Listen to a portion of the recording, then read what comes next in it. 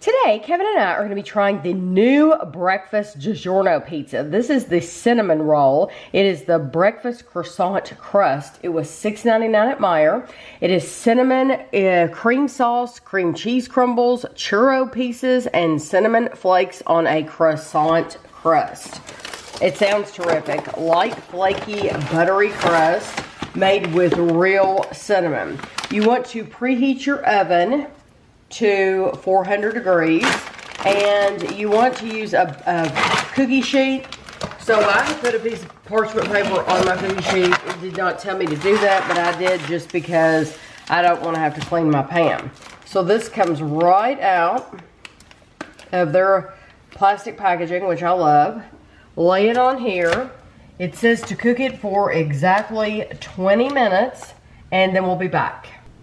So this is how it looks after 20 minutes exactly, and we are going to take it from this cookie sheet and we're going to move it over to a cutting board, and that way, and it's hot, yeah. Yeah, don't want to touch my hand to the pan. And we're gonna cut it on the parchment paper on the cutting board, so guess what? We don't even have to wash the cutting board. The cutting board will be clean because we use the parchment paper. But Kevin's gonna cut us a piece. He's gonna cut it, you know, just like you would a regular pizza. And we'll get it on a plate and give it a try. DiGiorno Croissant Crust Breakfast Pizza combines the buttery, light flakiness of a croissant with real cinnamon, sugar, and cream cheese. As the pizza bakes in the oven, the delicate layers of the croissant crust rise, creating a texture that's airy and tender inside and golden brown outside for a familiar yet unique take on breakfast. Pizza must be cooked thoroughly. These are made by Nestle. 4 servings in the container, so you can cut it literally into fourths, and a fourth of the pizza is 460 calories. That's 153 grams. So we're expecting cinnamon cream sauce, cream cheese crumbles, churro pieces, and cinnamon flakes. Okay, here we go. It definitely rose in the back, like where the crust, the edges of it went. Right. The middle didn't really rise that much. It's kind of flat. Okay.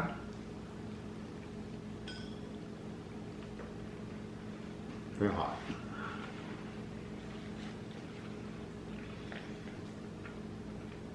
I like this, the cinnamon. Mm-hmm. It's very sweet. Did you get one of those little bites? Mm-hmm. Just now.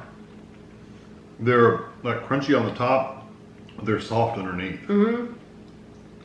That's good. Yeah, I like the little pieces, but I tell you what makes it, the best part of it is that wet cinnamon sugar part. Like the sauce. Yes, the sauce. Or whatever. So I'm wondering how I'll feel when I just eat from the back.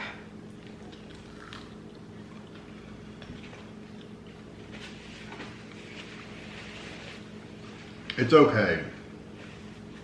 It's more like you're eating a like if you had a cinnamon roll with no cinnamon in it, and you're just eating like a baked roll. That's what that back part is, because that's just the crust. Yeah, you're not getting any of that cinnamon sauce. None of it. All the goodies are in the middle of the pizza. So for this particular one, and you're buying it. The croissant is supposed to be a selling point, but for this particular pizza, I would only want to eat the middle, and I would leave my crust. I would have a plate of dead crust. I agree, and the only problem with me is I like the flavor of it, but the center is kind of wet. Yeah. Because it didn't rise. It was like, it's got the flakes, but it's got the weight on top of it. Right. And it like kept it from rising up. So the middle part is kind of flat and wet. I agree. So it's not soggy like a soggy piece of bread. It's not like that, but it is wetter than the outside. The outside crust gets really flaky. It's the inside part. They're showing pictures. It looks like there's flakes all through it.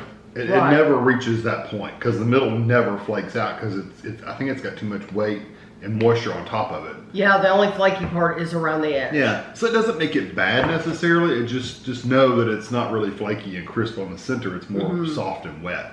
Yeah, and I really do like that that cinnamon, sugar, cream cheesy flavor. I love these little crumbles. Yeah, that part really is good. But the selling point, I know, was supposed to be the croissant crust, and I'm just telling you, when I'm eating a breakfast like this, I don't care anything about eating that crust, and so I would just leave that. Yeah. So are you going to want to buy this over buying just a package of cinnamon rolls that you would eat the whole cinnamon roll? No.